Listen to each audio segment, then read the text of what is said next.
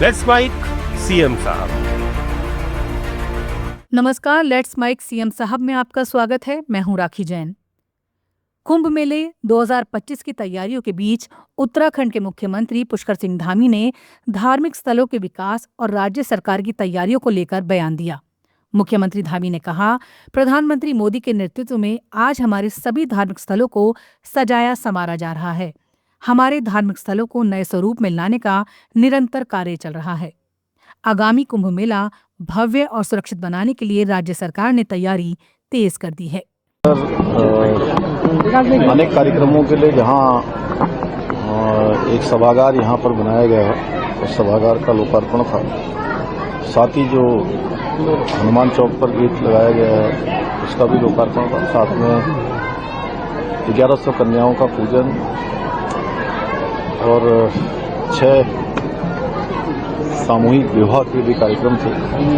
अनेक भक्तजन आए हैं और मैं आज के सभी कार्यक्रमों के लिए और जिनका आज मंगल कार्य हुआ है, उन सभी को बधाई देता हूँ। पूज्य संतगण भी अपना आशीर्वाद देने आए हैं। अनेक अनेक स्थानों से अनेक भक्तगण यहाँ पहुँचे हैं, श्रद्धालुजन पहुँचे हैं।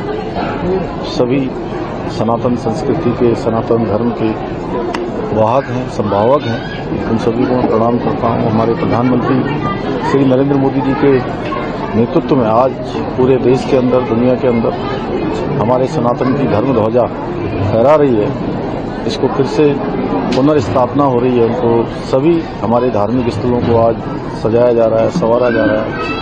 भगवान राम का भव्य मंदिर अयोध्या में बनकर तैयार हो गया है। काशी में काशी कॉरिडोर बन गया है। उज्जैन में महाकाल लोक बन गया है। उत्तराखंड में भगवान बद्री विशाल का मास्टर प्लान पर तेजी से काम हो रहा है। केदारनाथ धाम का नवनिर्माण, पुनर्निर्माण का कार्य तेजी से आगे अंतिम चरण में पहुंच गया है। इसी प्रकार से हरिपुर कालसी में हम हरिपुर तीर्थ मनाने जा रहे हैं। हरिद्वार और ऋषिकेश में गंगा कॉरिडोर और टनकपुर मां शारदा के तट पर, पूर्णागिरी के धाम पर शारदा कॉरिडोर का भी निर्माण हम करा रहे हैं। मानसखंड और केदारखंड के सभी मंदिरों का नवनिर्माण, पुनर्निर्माण के काम हमारे तेजी से चल रहे हैं। ऐसे अनेक जो धार्मिक हमारी विरासत है, हमारे धार्मिक स्थान हैं, उन सभी को सजाने का, संवारने का, उनको फिर से पुनर्स्थापित करने का, नए रूप में लाने का निरंतर कार्य हमारा माननीय प्रधानमंत्री जी की प्रेरणा से चल रहा है। 27 में कुंभ को लेकर आपने भी मुझसे भी कहा है सर, किस तरह की व्यवस्थाएं रहने वाली है? कुंभ को लेकर हम लोगों ने पूरी तैयारियां शुरू कर दी है। सभी अवस्थापना की जितनी सुविधाएं बननी है, जितने काम होने हैं, उन सब पर काम हो रहा है। लगातार मैं भी 2 बार समीक्षा बैठकें अभी तक कर चुका हूँ। पूज्य संतगणों से भी हमने उनका मार्गदर्शन ले लिया है। सभी मिलकर हम लोग बड़ा भव्य और सुरक्षित कुंभ यहाँ पर आयोजित करेंगे। त्रिपुरा के युवाओं को उच्च शिक्षा के लिए प्रोत्साहित करने के उद्देश्य से लागू युवा अचीवर स्कीम पर मुख्यमंत्री माणिक साहा ने महत्वपूर्ण जानकारी साझा की। साहा ने कहा, हमने ये स्कीम शुरू की थी और प्रतिभा के आधार पर 200 बच्चों का चयन किया है। सरकार उनकी उच्च शिक्षा में मदद के लिए उन्हें 60,000 रुपये तक की आर्थिक सहायता प्रदान कर रही है। उन्होंने बताया कि राज्य सरकार योग्य छात्रों को आगे बढ़ाने के लिए पूरी तरह प्रतिबद्ध है। ये सीएम साहब की स्कीम हमने चालू किया था 2024 से शुरू हुआ है और बहुत सारा इस तरह की स्कीम से शुरू करके बहुत सारा स्कीम हम लोग स्टार्ट किए।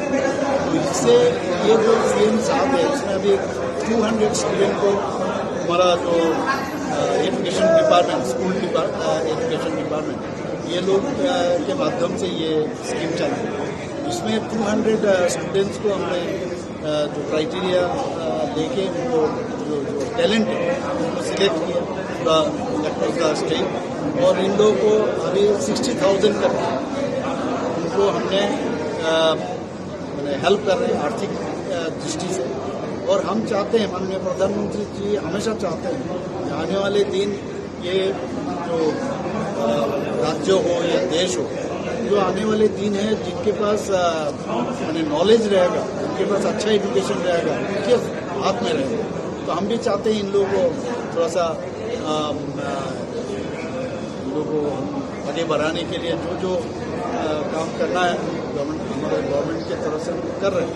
60,000 करके सभी स्टूडेंट को दे रहे हैं और ये डायरेक्ट डीबीटी के माध्यम से हम लोग, इससे ये लोग बहुत खुश हैं। आप देखें बहुत स्टूडेंट्स आज आए हैं, तो उसी हिसाब से बहुत त्रिपुरा में अभी एजुकेशन हब बनने वाले हैं और हेल्थ एजुकेशन हब भी बन रहा है। तो उस हिसाब से बहुत यूनिवर्सिटी यहाँ पर आए, बहुत कॉलेज आया, हर चीज़ में हर विषय में हम लोग अच्छे पोजीशन में आते हैं। मध्य प्रदेश के मुख्यमंत्री मोहन यादव ने राज्य में आयोजित एक कार्यक्रम में आदिवासी समाज के योगदान और लोकतांत्रिक व्यवस्था में उनकी सक्रिय भागीदारी पर प्रसन्नता व्यक्त की। यादव ने कहा, ये हमारे लिए गर्व की बात है कि आदिवासी लोग भी लोकतंत्र के महत्वपूर्ण पदों पर अपने दायित्व का निर्वहन कर चुके हैं। यह मध्य प्रदेश का सौभाग्य है। उन्होंने आगे कहा, राज्य और केंद्र दोनों स्तरों पर सरकारें प्रधानमंत्री नरेंद्र मोदी के नेतृत्व में इंक्लूसिव डेवलपमेंट के मंत्र पर आगे बढ़ रही हैं। स्वर्गीय नरेश चंद्र जी मुख्यमंत्री के नाते से यद्यपि उनकी कार्यकाल की अवधि छोटी रही है, लेकिन आज़ादी के पहले से सारंगढ़ रियासत के शासक और अपने बाद के आज़ादी के बाद रियासत के विलीनीकरण के बाद भी विधायक 2 बार लगातार रहे।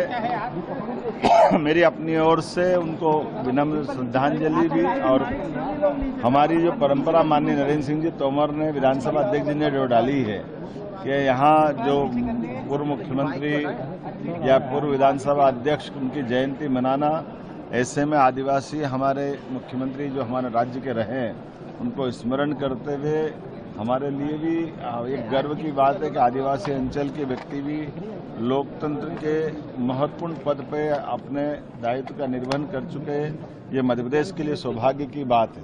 मैं आज के इस अवसर पर हमारे माननीय विधायक श्रीमान भगवान दास समनानी, विधानसभा के पीएस सहित सारे अधिकारियों को भी इस अवसर पर इस आयोजन के साथ साथ सबकी स्मृतियों को स्मरण कराने के लिए मैं आपका अभिनंदन करता हूं। और राज्य के विकास के लिए किए गए प्रत्येक वर्ग के इस प्रकार के इतिहास को, अतीत को याद रखना, ये हमारे लिए एक सुखद स्मृति भी है और मुझे लगता है दस्तावेजीकरण में भी इसका बड़ा महत्व रहेगा। आइए हम सब यशस्वी प्रधानमंत्री के नेतृत्व में हर वर्ग के लोगों का सबका साथ, सबका विकास, सबका विश्वास, सबका प्रयास, तो उस सिलसिले में ये वो सारी चीज़ें हैं जिसके कारण से आज़ादी के बाद हमारा सभी प्रकार का सब वर्गों को साथ लेके चलने का ये अनूठा और लेकिन बेहतरीन लोकतांत्रिक व्यवस्था है मेरी अपनी ओर से।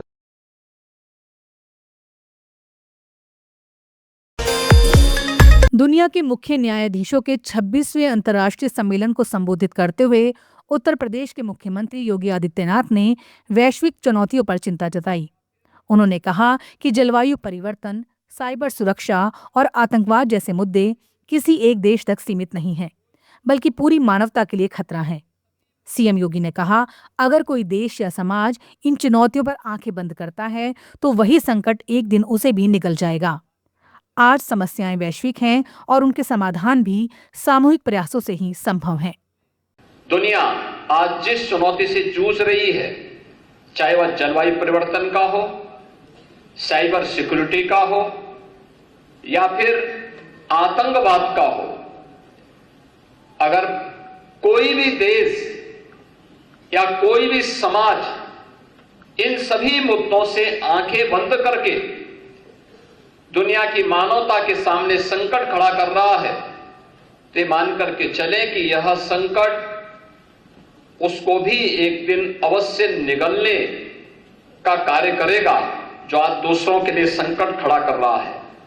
कोविड जैसी महामारी ने इसके सामने, हमारे सामने उन बातों का उल्लेख किया है कि आज की कोई भी समस्या केवल एक देश की समस्या नहीं, ये दुनिया की समस्या होती है और दुनिया को ही मिलकर के इसके समाधान का मार्ग भी निकालना पड़ेगा। दुनिया को इसका समाधान का मार्ग निकले, दुनिया भर के न्यायविद जब इस इंटरनेशनल कॉन्फ्रेंस के माध्यम से यहां पर एकत्र हुए हैं, तो न्याय मानवता की समस्या का समाधान का रास्ता कैसे निकाल सकता है। आप सुन रहे थे let's smile more than radio. Follow कीजिए हमें हमारे सोशल मीडिया प्लेटफॉर्म्स पर।